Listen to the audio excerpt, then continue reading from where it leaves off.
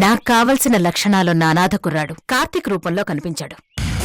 కార్తీక్ గారి విషయం మేం డీల్ చేస్తాం, మాకు వదిలిపెట్టండి.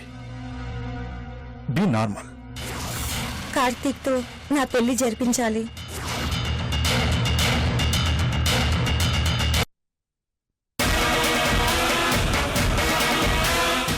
డాడ్, ఫోన్ ఎవరికి?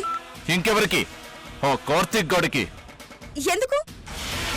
మంచివాడు బుద్ధిమంతుడు అనుకుని జాబ్ ఇస్తే నా కూతుర్నే ట్రాప్ చేస్తాడా రాస్కెల్? ఏమనుకుంటున్నాడో చెప్తా. For your kind information, Karthik నన్ను ట్రాప్ చేయటం కాదు, నేనే కార్తీక్ ని ట్రాప్ చేద్దాం అనుకుంటున్నాను. కానీ నా ట్రాప్ లో కార్తీక్ పడలేదు.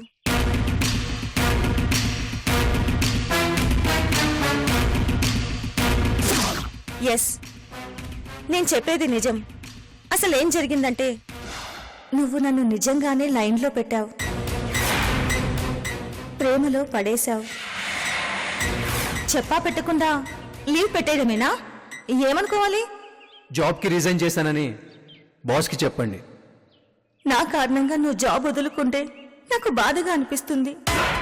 లైఫ్ లాంగ్ నేను గిల్టీగా ఫీల్ అవ్వాల్సి వస్తుంది. Karthik, just leave it. ఇంకెప్పుడు ఇలా చెప్పా పెట్టకుండా లీవ్ పెట్టకు. నన్ను పరువుగా బతకనివ్వండి, గౌరవంగా జాబ్ చేసుకునివ్వండి ప్లీజ్. మీ స్టేటస్ వేరు, నా స్టేటస్ వేరు. బలవంతాన్ని గీత దాటించే ప్రయత్నం చేస్తే శాశ్వతంగా మీకు కనబడకుండా పోతాను.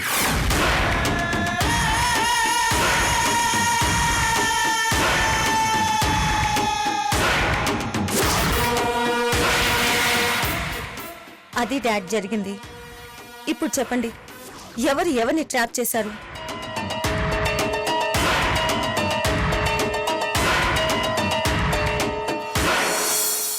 అప్పటికి ఇప్పటికీ ఎప్పటికీ కార్తీక్ మంచివాడు, బుద్ధిమంతుడు. అతన్ని బ్లేమ్ చేయడం తప్పు. కన్యా, అతని గురించి పొగడ్తలు వినే ఓపిక లేదు. అతని గురించి ఆలోచించాల్సిన అవసరం కూడా నాకు లేదు. డాడ్, ఎస్, వాడు ఆఫ్టర్ ఆల్ నా పర్సనల్ అసిస్టెంట్, ఒక అనాథ విధవ, ordinary person. That is his status. కారులో నా కూతురు పక్కన కూర్చునే అర్హత కూడా లేని వాడికి నా కూతురుతో జీవితం పంచుకోవడానికి ఎలా ఒప్పుకుంటాను? అతనేంటో అతను తెలుసుకున్నాడు, నువ్వేంటో నువ్వు తెలుసుకో. ఎంత అందంగా ఉన్నా చెప్పులు కాళ్లకే వేసుకోవాలి గాని మెళ్ళో వేసుకోకూడదు. మీ గురించి చాలా ఎక్స్పెక్ట్ చేశాను. అందరిలాంటి డాడీ కాదు అనుకున్నాను.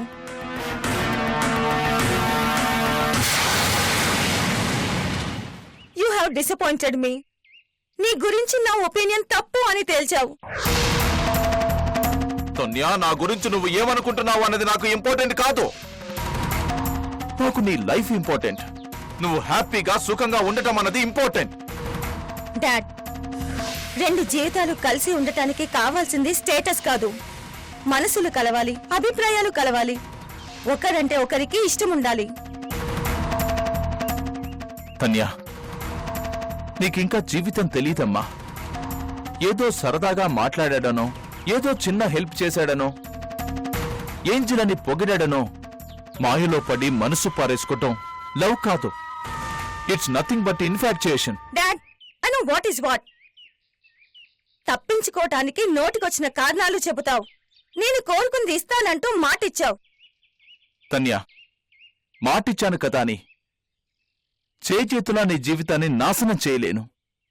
నువ్వేమనుకున్నా సరే, నీ కన్నీళ్లు చూడలేక ఆపేక్షతో మాటిచ్చాను. జీవితాంతం నువ్వు కన్నీళ్లు పెట్టుకునే పరిస్థితి రాకూడదని బాధ్యత గల తండ్రిగా ఇచ్చిన మాట వెనక్కి తీసుకుంటున్నాను. Cheat, you are a cheat. నా బాధను అర్థం చేసుకోమ్మా. నా బాధతో పని లేదా? నా మనసుతో అవసరం లేదా? ఎంతసేపు మీ వైపు నుండి ఆలోచిస్తారా? తన్యా, ఎక్సైట్ అవ్వకమ్మా. మీ అమ్మ నీకు మంచి పెళ్లి సంబంధం చూస్తానంది. మన స్టేటస్ కి తగ్గట్టు గ్రాండ్ గా పెళ్లి చేస్తాను. నేనేం చేసినా నీ సుఖం కోసమేనమ్మా. కాదు, మీ పెద్దరికం నిలబెట్టుకోవడం కోసం, మీ ఈగో సాటిస్ఫై చేసుకోవడం కోసం, అంతే. అమ్మా తన్యా, తన్యా, తన్యా.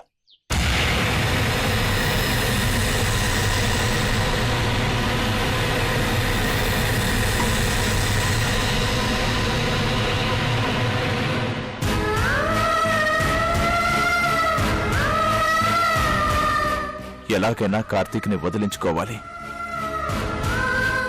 అప్పుడు గాని తన్య మాట వినదు, దారికి రాదు.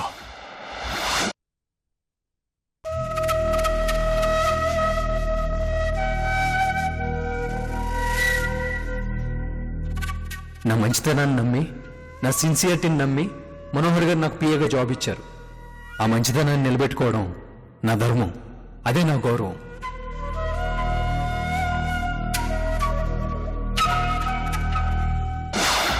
ఎలాంటి క్లిష్ట పరిస్థితుల్లో కూడా నేను నా వ్యక్తిత్వాన్ని వదులుకోను. అది నా ప్రాణం, అదే నా గౌరవం. మరోసారి మన మధ్య అసలు ఈ టాపిక్ రాకూడదు. ఇది రిక్వెస్ట్ కాదు, reminder. Better take it as warning.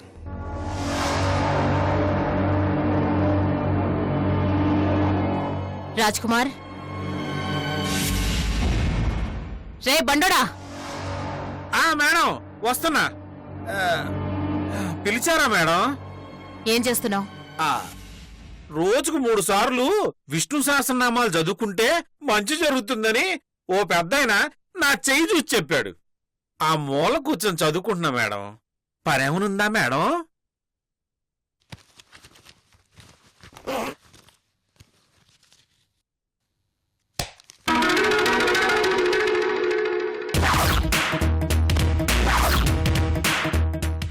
₹1,00,000. ఏం చేయమంటారు మేడం? పండగ చేసుకో. పండగ అర్థం కాలేదు. ఏమైనా కొనుక్కురామంటారా మేడం? కొత్త బట్టలు కొనుక్కో. శాలరీ అడ్వాన్స్ గా ఇచ్చారా మేడం? కాదు, నీ శాలరీనే పెంచాను. ఈ నెల నుండి ₹1,00,000 చేశాను. ఎంజాయ్.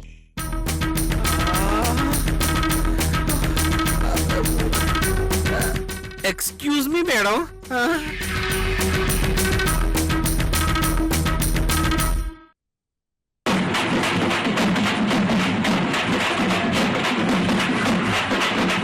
ఏం చేస్తున్నావు? ఏం లేదు మేడం. Thanks madam. నా లైఫ్లో ఇలాంటి రోజు ఒకటి వస్తుందని ఎక్స్పెక్టే చేయలేదు మేడం. రోజుకు 3 సార్లు కాదు, 10 సార్లు విష్ణు సహస్రనామాలు చదువుతాను. నా దరిద్రం వదిలిపోతుంది. దర్జాగా బతుకుతాను. చాలా సంతోషంగా ఉంది మేడం. ఇన్నాళ్ళకైనా నా టాలెంట్ ను గుర్తించారు. నా సిన్సియారిటీకి, హార్డ్ వర్క్ కి రివార్డ్ ఇచ్చారు. గర్వంగా ఉంది మేడం. అంత సీన్ లేదమ్మా. నీ టాలెంట్ చూసి శాలరీ పెంచలేదు.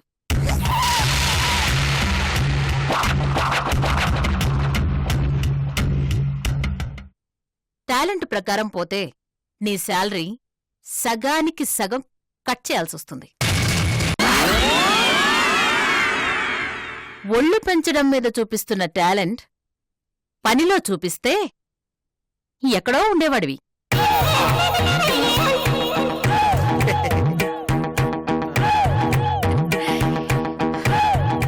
ఈరోజు నేను చెప్పలేనంత సంతోషంగా ఉన్నాను. ఈ ఆస్తి నా చేతికొచ్చిన రోజున ఎంత మురిసిపోయానో మళ్ళీ అంతటి సంతోషాన్ని ఈరోజు ఫీల్ అవుతున్నాను. కారణం ఏంటి మేడం? శత్రువుతో యుద్ధం చెయ్యడానికి పర్ఫెక్ట్ ఆయుధం నాకు దొరికింది. నేను ఎలాంటి ఆయుధం కావాలని ఆరాటపడ్డానో సరిగ్గా అలాంటి ఆయుధమే దొరికింది. నా తడాఖా ఏంటో ఇప్పుడు చూపిస్తా. ఆయుధం ఏంటి, దొరకటం ఏంటి? డైలాగ్ బాగుంది కానీ మేడం, పాయింట్ మాత్రం అర్థం కాలేదు. అంత టాలెంట్ నీకుంటే ఇంకే. వామ్మో, ఇచ్చిన లక్ష లాక్కుంటుందేమో. దాచేస్తా. నా ఆస్తికి ఎలాంటి వారసుడు కావాలని అడిగాను? నాలాంటి వాడు అదే మేడం, నాలాంటి వాడు అస్సలు పనికిరాడు అని చెబుతున్నాను.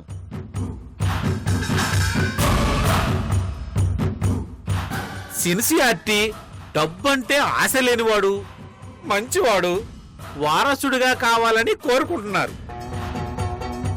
సరిగ్గా ఈ గుణాలున్న ఓ కుర్రాడు నాకు కనపడ్డాడు. ఆ? అవునా?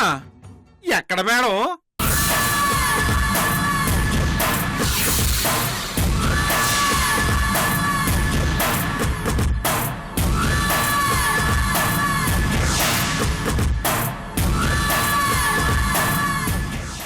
గాలికి పెరిగాను, నేను అనాథని.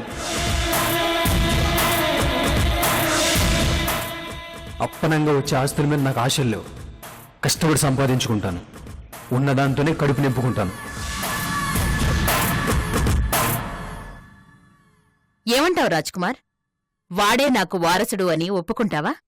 ఆ, ఒప్పుకుంటాను, కానీ మేడం అది నలుసుగుడొద్దు, మనసులో మాట పైకి చెప్పు. కన్న కొడుకు లేకపోతే దత్తత తీసుకోవటం అదో పద్ధతి. రక్తం పంచుకు పుట్టిన కొడుకుని కళ్ళెదురుగా పెట్టుకుని కూడా. రాజ్కుమార్, వాడు నా కళ్ళలో కారం కొట్టిపోయాడు. ఈ అమ్మ అక్కర్లేదు అనుకుని గుండెల మీద తన్ని వెళ్ళిపోయాడు. అలాంటివాడు నా కొడుకెలా అవుతాడు? శత్రువు. వాడు నాకు శత్రువు. అయిన వాళ్ళ మధ్య పంతాలు అపార్థాలు శాశ్వతం కావు మేడం. తొందరపడి అనుబంధం తెంచుకోవద్దు. నాకెందుకో నమ్మకంగా ఉంది, త్వరలోనే సందీప్ బాబు మళ్ళీ మీకు దగ్గర అవుతాడు. రాజేశ్వరీదేవి నీడలో ఉన్నంతకాలం వాడు మారడు. మారాలనుకున్నా ఆ రాజేశ్వరీదేవి వాణ్ణి మారనివ్వదు. సందీప్ నడ్డం పెట్టుకుని నన్ను సాధించాలని చూస్తోంది. ఆ సంగతి వాడు అర్థం చేసుకోవడం లేదు. నా మీదే కక్షగట్టాడు వాడు. కాస్త ఓపిక పట్టండి మేడం. ఆవేశాలు తగ్గితే పరిస్థితులు అవే చక్కబడతాయి. ఇప్పటికే లేట్ చేశాను. దాన్ని నా చేతగానితనం అనుకుంటున్నారు. పగ పట్టాను అంటే తాచుపావుని కాటేసేదాకా వదిలిపెట్టాను. ఆ మనోహర్ వాళ్ళకి సపోర్ట్గా నిలబడి ప్రాణం పోశాడు. లేకపోతే ఈ పాటికి రోడ్డున పడేవాళ్ళు. ఆ వెంటనే నా కాళ్ళ మీద పడేవాళ్ళు. ఇక ఏ మాత్రం టైం ఇవ్వకూడదు. లేట్ చేసిన కొద్దీ వాళ్ళు మరింత స్ట్రాంగ్ అవుతారు. అటాక్ స్టార్ట్ చేయాలి. మేడం ఒకసారి. రాజ్కుమార్, నీతులు వినే ఓపిక నాకు లేదు. Follow my orders. చెప్పినట్టు చెయ్యడమే నీ పని. అలాగే మేడం. ఆ కార్తీక్ నువ్వు కంట కనిపెడుతూ ఉండు. వాడి డీటెయిల్స్ కనుక్కో. ఏం చేస్తావో ఎలా చేస్తావో నాకు తెలీదు. 2 రోజుల్లో కార్తీక్ హవేలీలో నా ముందుండాలి. అదంతసేపు మేడం, నాకు గంట చాలు. ఆహా, కుదరకపోతే నీకు గంటలు మోగుతాయి. ఆ కార్తీక్ని తక్కువ అంచనా వేయకు. ఓకే మేడం, మీరు చెప్పినట్టే 2 days లో కార్తీక్ని తీసుకొచ్చి మీ ముందు కూర్చోబెడతా. చేతులెత్తేశావే అనుకో, ఇచ్చిన ₹1,00,000 వడ్డీతో సహా కలెక్ట్ చేసుకుంటాను. నా కడుపే కొట్టేలాగుంది. అబ్బే, అలాంటి పరిస్థితే రాదు మేడం. చూస్తూ ఉండండి, ఈ రోజు నుండి సరికొత్త రాజకుమారుని చూస్తారు.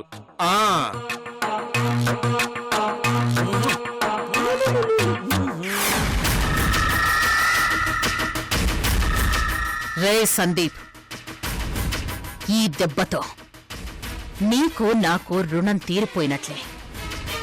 ఈ హవేలీలో అడుగుపెట్టే ఛాన్స్ నువ్వు కోల్పోయినట్టే.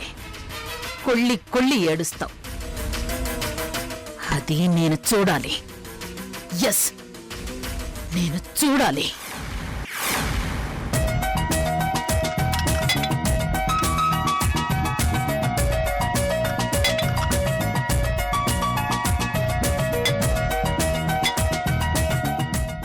భోజనం రెడీ. అత్తయ్య రండి. తన్యా రావాలి.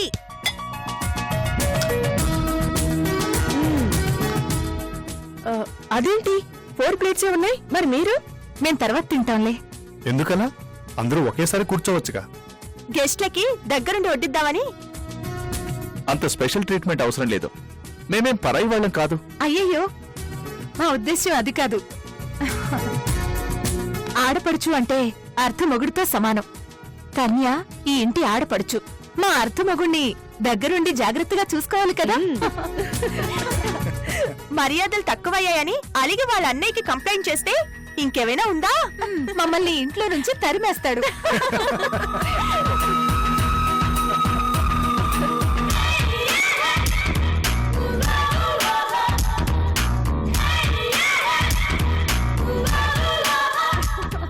తన్యా రా,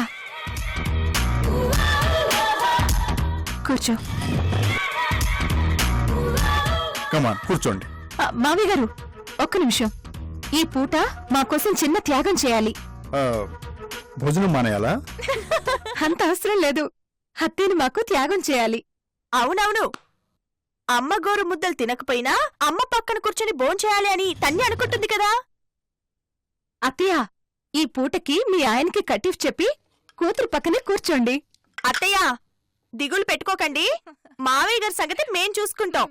మీలాగే కొసరి కొసరి వడ్డిస్తాం.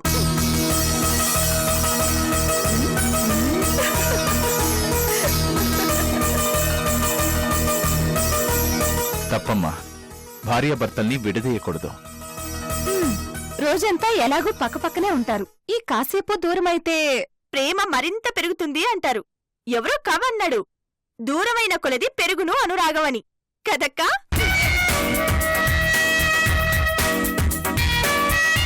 గెస్టులు వదిలిపెట్టి మీరు మా మీద పడ్డారేంటి?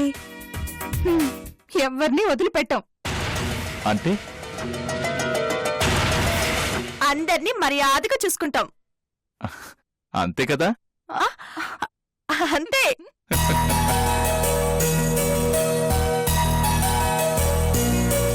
కూర్చోండి. Uncle, feel at home. మొహమాట పడద్దు, అడిగి మరీ వడ్డించుకోవాలి. ఒక్క రిక్వెస్ట్, ఐటమ్స్ ఏమైనా బాలేకపోతే కామెంట్ చేయొద్దు. నవ్వుతూ తినేయండి. వండిన వాళ్ళని ఎంకరేజ్ చేయండి. ఈ పూట వంట మాదే.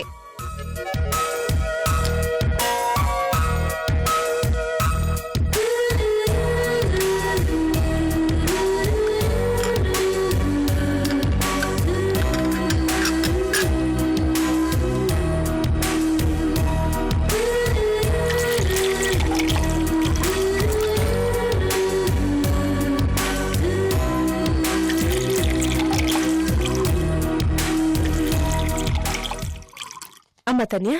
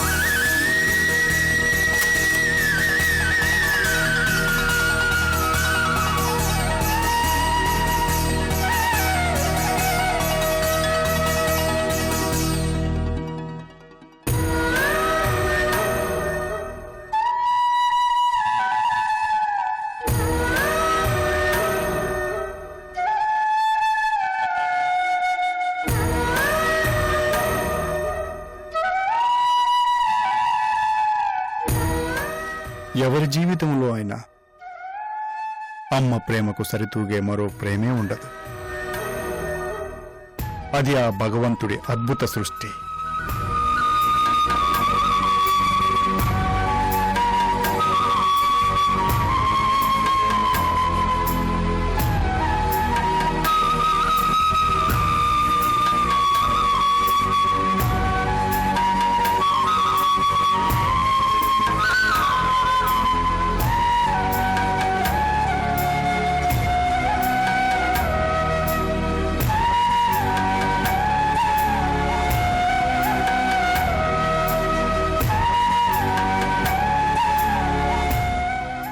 కన్యా, వంటలు బాలేవా?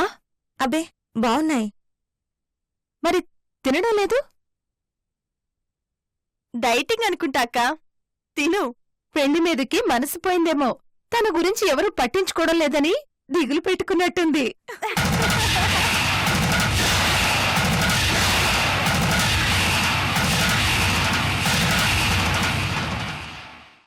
కార్తీక్ గారిని వెంటనే జాబ్లోంచి తీసేయండి. మీ వెల్ విషర్గా చెప్తున్నా. నిజంగా నీ కూతురి సంతోషాన్ని నువ్వు కోరుకుంటే డాడ్ని ఒప్పించి కార్తీక్తో నా పెళ్లి చేయాలి.